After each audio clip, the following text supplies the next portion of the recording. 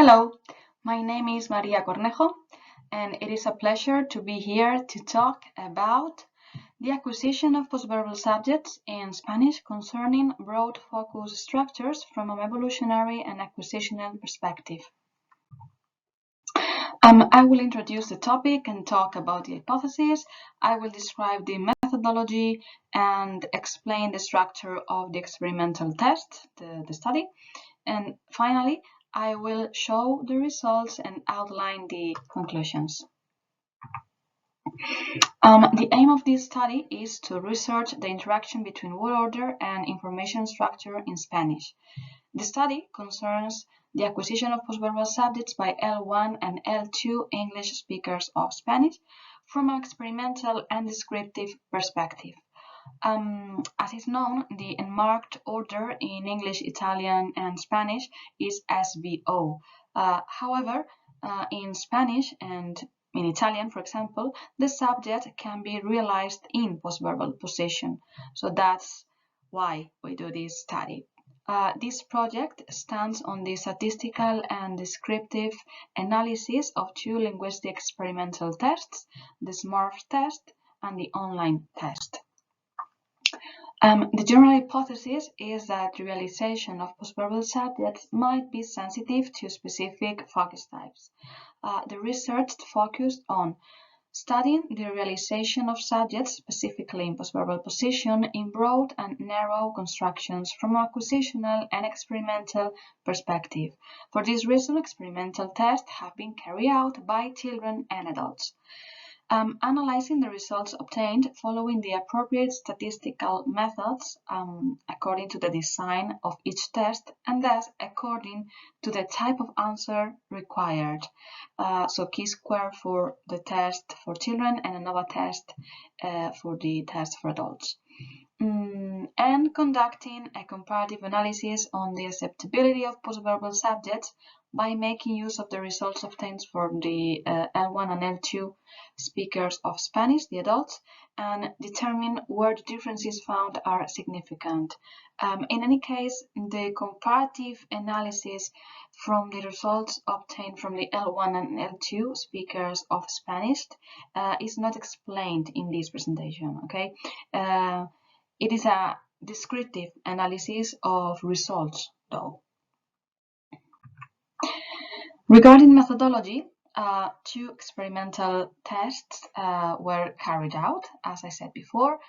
So we have this MARS test intended to children to check and evaluate the evolution of responses to the same stimulus in children, and we use the control group of adults as a reference in order to create this test.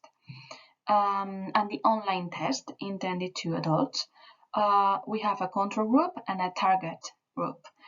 To check whether the association between context and order variation is part of the competence of an English learner of Spanish and whether the differences found between L1 and L2 adults are statistically significant.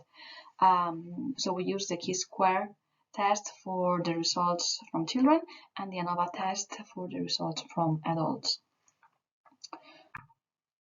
So the SMART test was completed by 93 participants. We divided children in two groups, a group from 4 to 6 years old and a group from 7 to 9 years old. The test is a one-to-one question free answer test with the SMART characters intended to examine the syntax, discourse properties of postverbal subjects in L1 children. The informants were students of a school in Seville. And well, as for the methodology, children were presented a PowerPoint presentation like a movie, okay, and they were asked to answer questions concerning either the subject or action at issue. The test was distributed in two different sessions in 2 weeks distance because otherwise it was too long for children. So children were presented different scenes and we focused, as I said before, in different types of focus: information focus, corrective, and broad. In this presentation, we talk about the results found on the broad focus questions and answers. So here we have an example, and here we have the real example of what children saw in the test, in their movie. This is what they would see. ¿Cuántas cosas hay encima de la mesa? Papeles, una pluma, libros, una vela encendida. ¿Qué está pasando?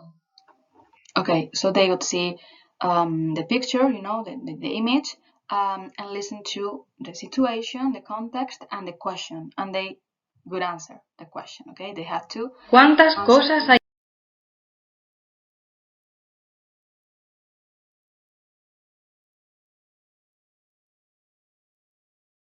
Sorry, they have to answer.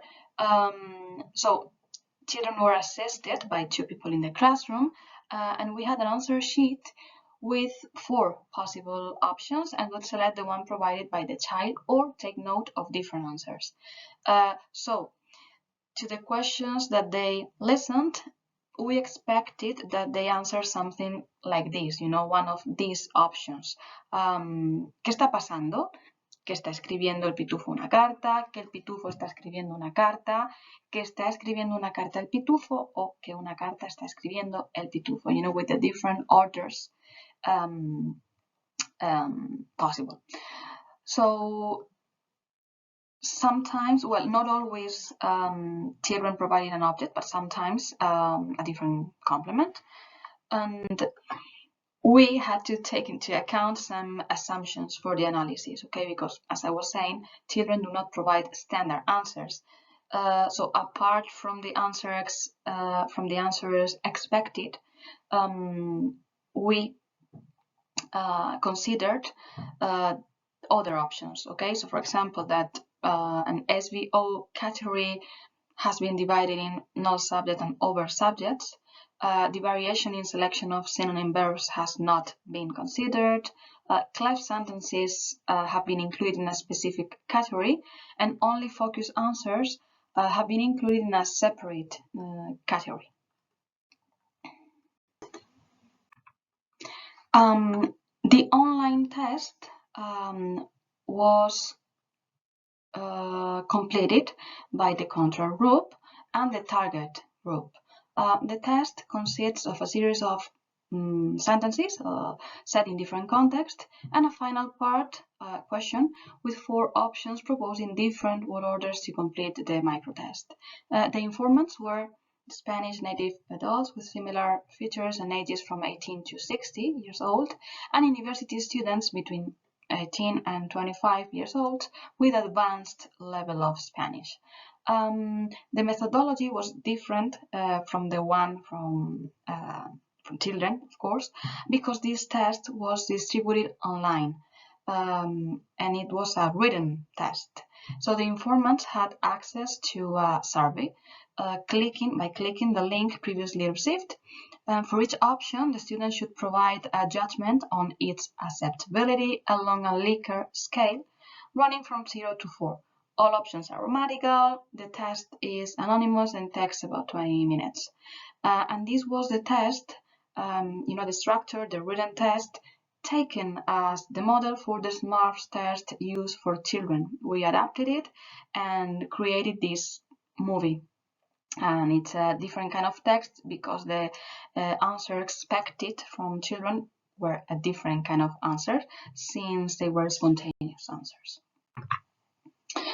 So the test took into consideration the influence of 2 factors, focus type and verb type. We've seen already the different types of focus, information, corrective, and broad focus. And as for the verb types, we used transitives and accusative and negatives, and within them, one of each type. We concentrated on the 3 different types of foci, and this is an example of each type, although in this presentation only broad focus results are shown, okay, later. So one example of a broad focus situation context question is the following. Te veo nerviosa. ¿Qué ha pasado? And 4 options to answer the question on a Likert scale were provided, okay? Here we have a different example of a broad focus context. In this case, we have el armario está todo desordenado. ¿Qué ha pasado? And these 4 options with different word orders were presented, were shown in the test, in the online test, and the informants had to choose a judgment, depending on the acceptability of each option on a Likert scale from 0 to 4, as I said before. The analysis methods were the ANOVA test for the online test, because the Likert scale data can be analyzed with this kind of method. And as for children, there was no Likert scale but spontaneous answers, so we use a chi-square test. So regarding the results on broad focus from children in the SMARTS test, we have the evolution of answering strategies by age, taking into account the different types of focus. In general, it's a general overview, but also the broad focus results, okay, specifically. So SVO is definitely the preferred strategy at any age.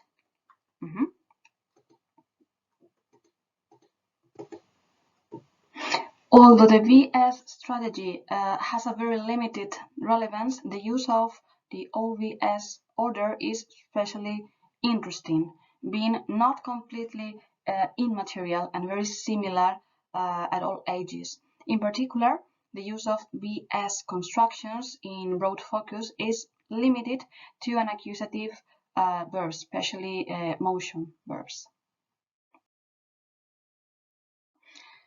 The SVO order is associated with this type of focus. So in the answering strategies by L1 speakers of Spanish, the results meet the expectations. It is necessary to highlight the relevance of VOS orders, since it is the informant's second preferred option. And regarding the VSO order, the results are highly influenced by the type of verb. The OVS strategy is not an option in this case.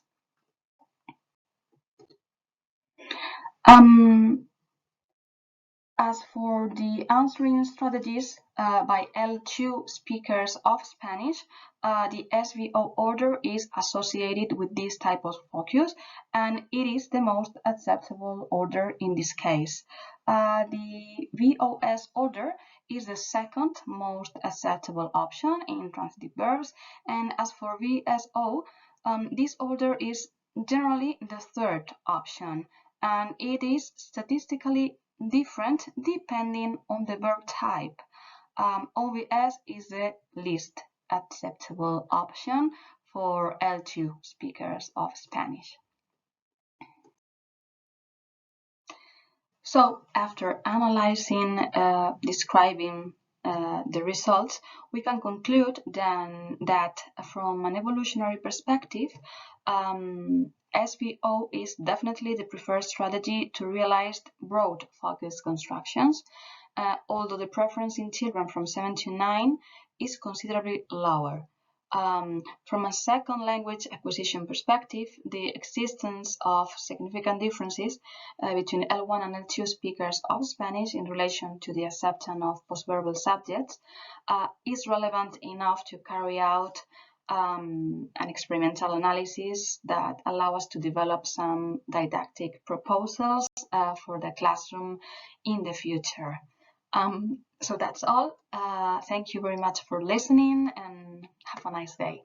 Thank you.